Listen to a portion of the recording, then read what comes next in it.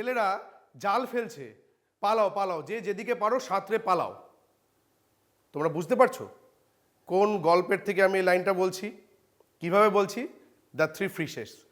Exactly ওই গল্পটা আমরা কিন্তু আজকে পড়বো না সেভাবে। আমরা যেটা করব সেটা হলো গল্পটা আমাদের কি বলতে চাইছে সেটা বোঝার চেষ্টা করব। আর সেটা বুঝতে গেলে আমাদের দুটো জিনিস বুঝতে হবে: গল্পের চরিত্রগুলো, তিনটে মাছ, আর গল্পের ঘটনা প্রবাহ, স্টোরি লাইন। তিনটে মাছের চরিত্র কি কি আছে? একটা ওয়াইজ ফিশ, যে বিজ্ঞ, যে বুদ্ধি বিবেচনা দিয়ে কাজ করে, যে ইন্টেলিজেন্ট ফিশ, যে তখনকার যে বুদ্ধিটা যে কাজে লাগে, উপস্থিত বুদ্ধি যাকে আমরা বলি, সেটা দিয়ে কাজ করে। আর the fish who believes in fate only, যে শুধু ভাগ্যের উপর ভরসা রাখে। গল্পের স্টোরি লাইনটা অনেকটা এরকম যে মাছেরা কথা বলছিল, জেলেরা আসলো জাল ফেলতে, সেই খবরটা পৌঁছে গেল মাছেদের কাছে। বিজ্ঞ মাছটি কী করলো?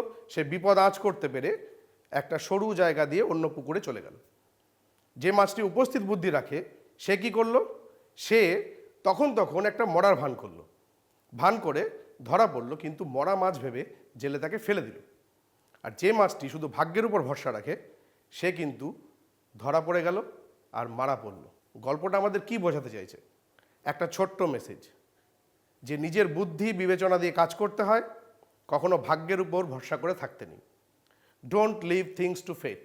তোমরা এরকম আরও অনেক গল্প জানো ছোট ছোট, সেই গল্পগুলো তোমরা পড়তে পারো এবং তার থেকে ক্যারেক্টার আর স্টোরি লাইন বুঝে তার কিন্তু ভিতরে মানেটাও বুঝতে পারবে। তবে একটা কাজ আমাদের করতে হবে, সেই কাজটা হলো দুটো প্রশ্নের উত্তর দেওয়া। এক, where did the wise fish go? To a pond or to the net? You can answer this. And the second question is, who got caught? The intelligent fish or the fish who believed in fate? তোমরা এই দুটো বাড়িতে করবে আর চেষ্টা করবে গল্প পড়ে নিজেরাই মানে বের করার। Thank you.